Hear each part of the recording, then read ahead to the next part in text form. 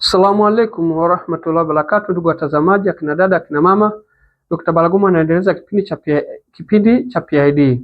Tunaona kwamba PID ni pelvic inflammatory disease, maambukizi kwenye mfumo wa via vya uzazi wa mwanamke. Tulishaona mfumo wa via vya uzazi, tunazungumzia cervix ambayo ni shingo ya kizazi, tunaangalia mji wa uzazi ambao ni uterus, tunaangalia mirija ya uzazi ambapo ni fallopian tube. Hapo ndipo tunaelezea mfumo wa uzazi. Sasa leo nimeleta kipindi kuelezea uhusiano wa PID na kutoka kupata ujauzito, kwamba namna gani PID inavyoathiri mpaka mtu apate ujauzito, ambapo nimekuwa nikiwatibia watu ambao alhamdulillah mijalo wamepata ujauzito, ambao walikuwa wamehangaika bila kupata ujauzito. Kwa hiyo katika hatua ambayo PID inamwathiri binadamu, hasa mwanamke dada, inapeleka hatua mpaka apate ujauzito ni katika nyanja zifuatazo. Cha kwanza, PID inaathiri mfumo mzima wa uzazi wa mwanamke, tunasema infertility.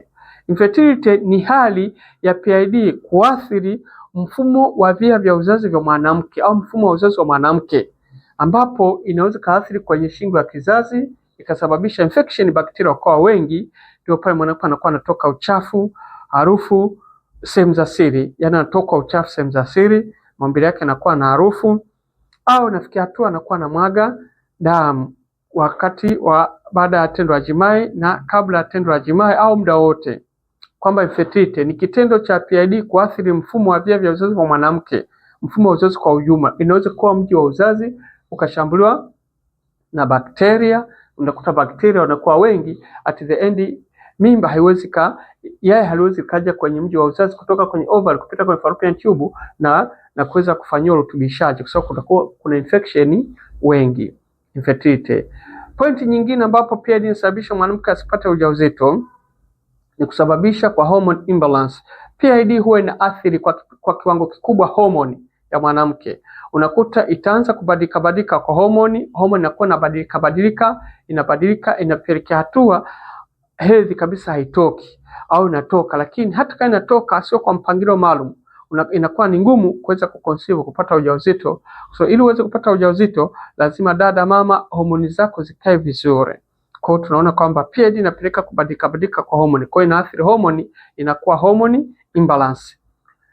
Pointi nyingine ambayo inapelekea PID kuathiri dada mama kutoka kupata ujauzito ni kusababisha kwa uvimbe.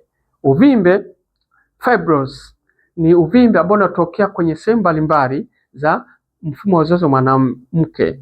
Uvimbe unaweza kutokea kwenye mirija ya uzazi, fallopian tube.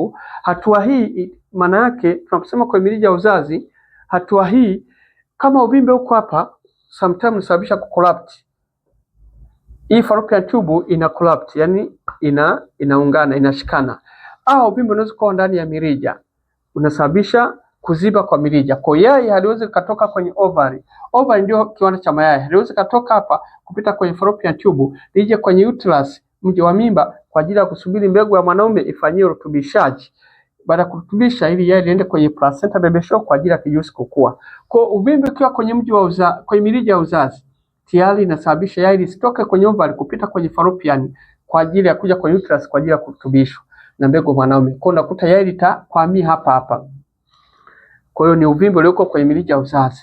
Pia uvimbe unaweza kuwa kwenye mji wa uzazi. Unaweza kuwa kwenye mji wa uzazi hasa ulioko kwa ndani. Uvimbe kwa ndani ya mji wa uzazi, mwanamke anaweza kupata ujauzito kwa sababu ule unasababisha kuziba mfumo wa mji wa uzazi unazibwa, kwa sababu uvimbe utakuwa baadaye utaziba mji wa uzazi, ambapo yeye lingeweza kuja kusubiri mbegu ya mwanaume irutubishwe. Kwa hiyo yeye haliwezi kufika kwenye mji wa uzazi. Hiyo ni sababu pia ambapo kwamba PID inaposababisha uvimbe inavyoweza kuathiri mwanamke au dada asipate ujauzito. Pointi nyingine ya kusababisha mwanamke asipate ujauzito kutokana na kuathirika kwa PID ni hatua ambayo ni kubwa zaidi, ambayo inasababisha saratani. PID inasababisha saratani kwenye shingo ya kizazi. Hapa kwamba PID bakteria wanapokaa kwa muda mrefu wanaathiri mwanamke asipoitibia, inasababisha kutokea kwa saratani kwa shingo ya kizazi. Ishatokea saratani, ni vigumu kuweza kupata ujauzito kwa mwanamke. Ndugu watazamaji, dada yangu, mama yangu, nimetaka kufanya relationship, uhusiano wa PID, namna gani ambavyo unapelekea mwanamke apate ujauzito.